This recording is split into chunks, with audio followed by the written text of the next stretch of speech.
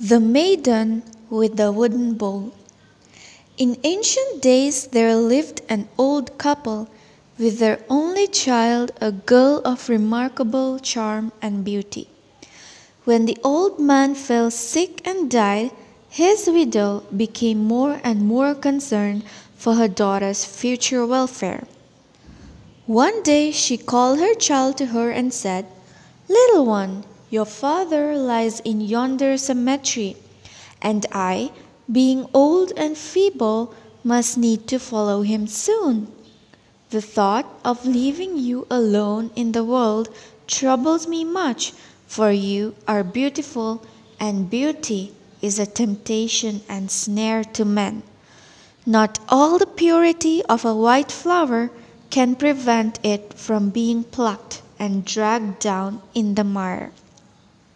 My child, your face is all too fair. It must be hidden from the eager eyes of men, lest it causes you to fall from your good and simple life to one of shame." Having said these words, she placed a lacquered bowl up on the maiden's head so that it veiled her attractions. "Always it will protect you when I am gone." Shortly after this loving deed had been performed, the old woman died, and the maiden was forced to earn her living by working in the rice field. It was hard, weary work, but the girl kept a brave heart and toiled from dawn to sunset without a murmur. Over and over again, her strange appearance created considerable comment, and she was known throughout the land as the maiden with the bowl on her head. Young men laughed at her and tried to peep under the vessel, and not a few endeavored to pull off the wooden covering, but it could not be removed. And laughing and jesting, the young men had to be content with a glimpse of the lower part of the fair maiden's face. The poor girl bore this rude treatment with a patient but heavy heart. One day a rich farmer watched the maiden working in his rice fields. He was struck by her diligence and the quick and excellent way she performed her task. He was pleased with the bent and busy little figure, and did not laugh at the wooden bowl on her head. After observing her for some time, he came to the maiden and said, "You work very well, and do not chatter to your companions. I wish you to labor in my rice field until the end of harvest."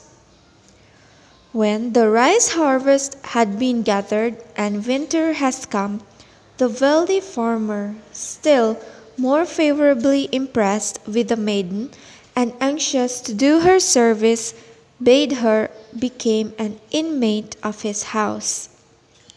"My wife is ill," he added, "and I should like you to nurse her for me." The maiden gratefully accepted this welcome offer. She tended the sick woman with every care. As the farmer and his wife had no daughter, they took her kindly to this orphan and regarded her as a child of their own. At length, the farmer's eldest son returned to his old home. He was a wise young man who had studied much in Kyoto, and was weary of a merry life of feasting and pleasure.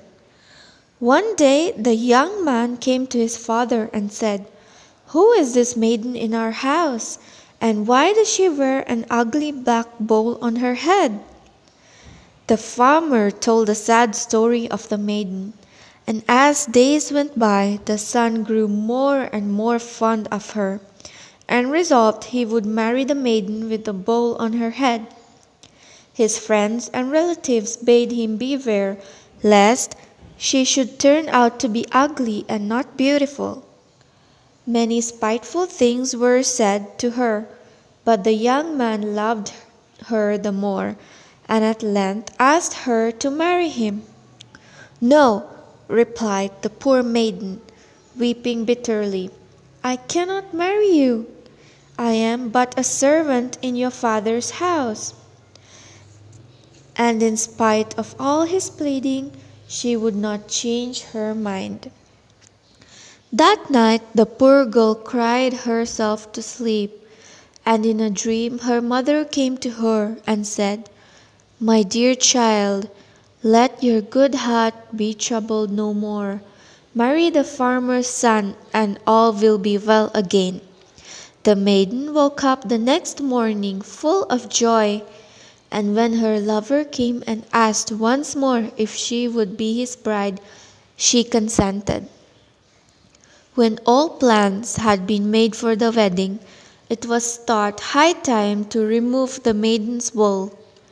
She herself tried to take it off, but it remained firmly fixed to her head. When some of the relatives tried to do so, the bowl uttered strange cries and groans. At length the bridegroom said, "Do not trouble about it. You are just as dear to me with or without the bowl." And he ordered the wedding feast to proceed. The wine cups were brought into the crowded hall, and the bride and the bridegroom were expected to drink together, 3 times 3, in token of the marriage. Just as the maiden put the wine cup to her lips, the bowl on her head broke with a great noise, and from it fell gold and silver and all manner of precious stones, so that the maiden, who was once a beggar, now was rich. The guests were amazed as they looked upon the heap of shining jewels and gold and silver. They chanced to look up and see that the bride was the most beautiful woman in all of Japan.